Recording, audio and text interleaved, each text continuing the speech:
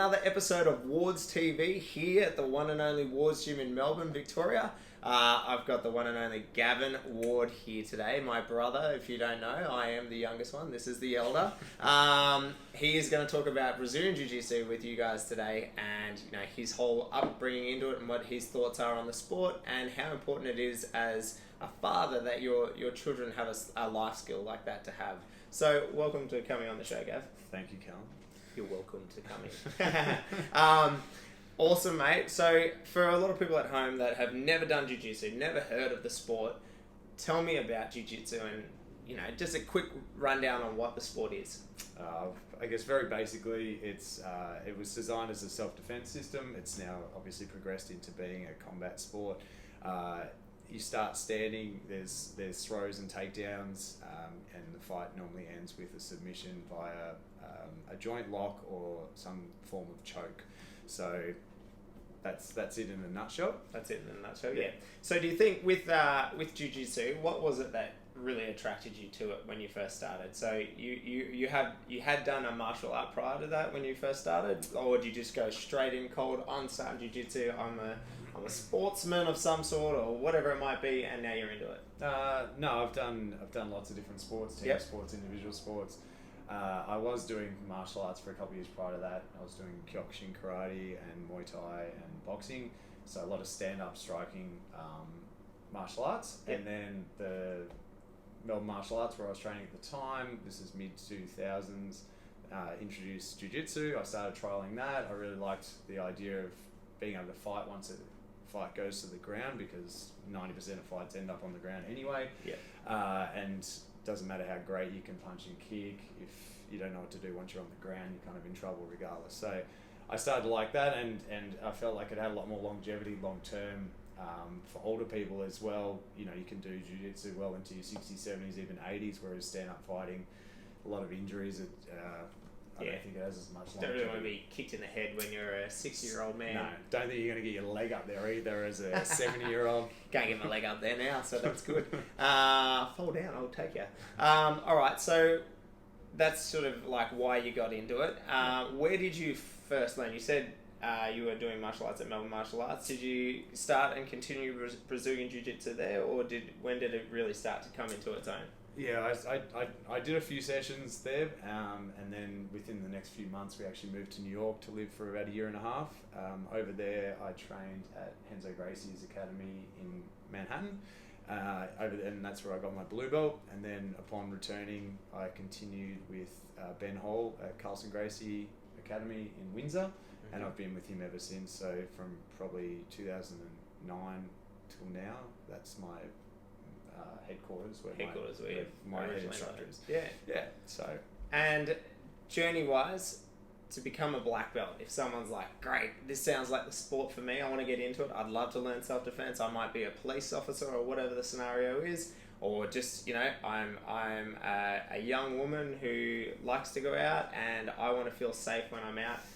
What's the journey look like if you come in as a white belt to becoming, like, as far as 99% might ever get in their life, if they really stick at it? How long is that journey? Well, we call so to get to black belt, there's 5 colors: white, blue, purple, brown, black. Yep. On average, it's 10 to 15 years to get to a black belt. Most people, you see, they say for every 10,000 people that are white belts, only one gets to a black belt. Wow. So usually you have a lot of white belts in an academy, and then getting to a blue belt, such an achievement, because that takes a few years in itself, and then that's normally where people tap out, because they finally achieved a colour. They got off white. Yeah. So then you see a mass exodus there, and then it just trickles down through purple, brown to get to black finally. Yep. So yeah, you're looking at 2 to 3 years per colour progression, and that's if you're training consistently. You need to be doing sort of 3-4 sessions a week to kind of keep that up. So it is a long road. Yeah. So you should almost lease a car at the start, and every time you grade up, should be about a 3-year lease, so you can get a new car. Yeah. As a reward, you get to get a new car exactly. with your new belt, and you have to change. change the color of your car. By the time you get there, you get a black belt. Purple and brown cars look nasty. Well, I mean, at least there's some there. So, with competing, if someone wanted to start, would they need... competing, I should say. Wanted to start jiu-jitsu, would they need to compete to grade up? Like, is that that necessary? It's not a prerequisite. So No. some people will do jiu-jitsu purely for self-defense. Yep. Some people do it for fitness, lose weight, get stronger. All those are byproducts of doing jiu-jitsu as well. So you don't have to compete in it. We have a number of guys that do compete, Yep. and obviously that's one way of showing and seeing their progression. Obviously attendance is another thing. Their understanding and demonstrating of techniques. But competing is a good way for people in general to sort of see how they stack up to other people of their same level. Yeah, so level, because From they do it other as weight academies. classes as well, don't they? Weight so class, grade rank, rank and rank even and age. If as you start getting older, You get masters, seniors, Yeah. So you go to like nursing homes to wrestle. Yeah, exactly. Yeah. Cool. They just lay out the mat and just go for it. So good. All right. So tell us about the programs that we run at the gym. Yep. So we have an adults program that runs Monday through Thursday nights. We do gi and no gi classes. There's also beginner, which is also / self-defense based. Couple of classes of that a week for people that just purely want to learn self-defense and begin the more basic techniques. That's at 7. That's at 7 on Mondays and Wednesdays, and Yep. then we have a kids program Wednesdays at 4:15 that we run for half an hour, and that's ages 5 through. We've got 11 up to 11-year-olds in that. So a great program to get kids build, I guess, body self-awareness, coordination, learning how to roll, tumble, fall over, and then basic techniques like how to get someone off mount, how to pass someone's guard. It's excellent for like if they happen to be bullied when they get to high school or primary school. I don't know when bullying starts. I can't remember. Probably primary starts now, isn't it? And someone's picking on them or whatnot, and they happen to pin them on the ground. How amazing if your child knows how to defend themselves, and they can push that big bully off that's twice the size, and then all the other kids will be like, "Look at this guy!"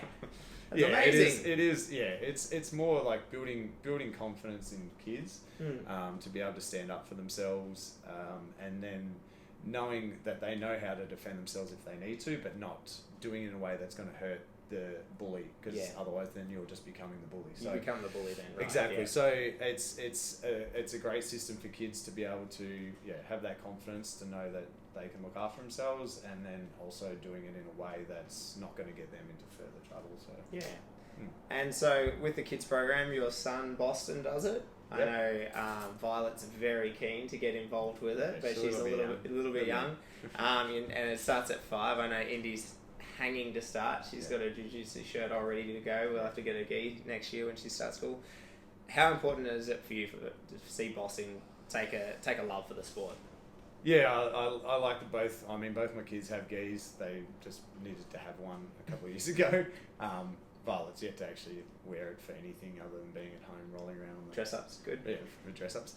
Should have got a black one and so it didn't get dirty. tying a belt around toys to drag around the house. Good. But I think it's very important. He showed an interest a year ago in wrestling. He always loves wrestling at home, so I thought it's best I start showing him some things, and it's always been on my mind that I don't want him to ever be bullied, or to at least have the skill set to deal with bullying when it comes up, if it ever comes up. So I'm super happy that he's shown an interest in it, and something we can share together moving forward. So I've also got quite a few of the adults of the kids that train with us that have shown interest, because they really want to be able to share that journey with the kids. So the adults are starting to jump in on that now with needing to learn something, so the kids don't submit them. Well, that's at it. home, just slipping the rear naked choke. I said, take out the trash. You do it, Dad. Okay, I'll do it, Dad. You got it.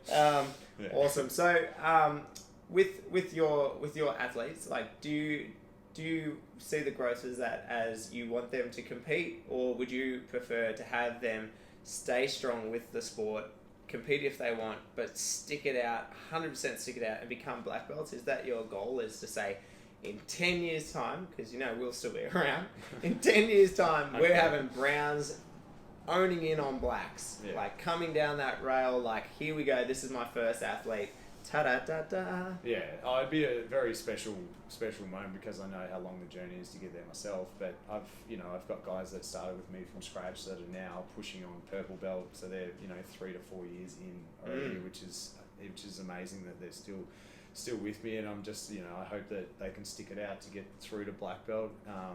Not that getting to black belt's like it's the end. It's like it's literally the beginning. There's so much more beyond that, but it is a massive milestone. And as a coach as well, and then just to be able to a lot of my guys compete and have won medals at different events, grappling industries, at Pampaks and big championships, stuff like that. So obviously I like that because then it shows that I'm sort of what I've taught them actually works. And and then they stack up well against other academies. But yeah, to start to see the growth in the academy now, we're starting to get some depth in the ranks is awesome, because we started out back at York Street 4 plus years ago with 3x3, half a dozen 4x4 matting, wasn't it? 16 jigsaw mats that we pulled out between CrossFit classes, and I had 4 guys that I trained, and 2 of them still to this day train with me, so that's awesome. And they're the ones pushing in on purple, aren't they? Yeah.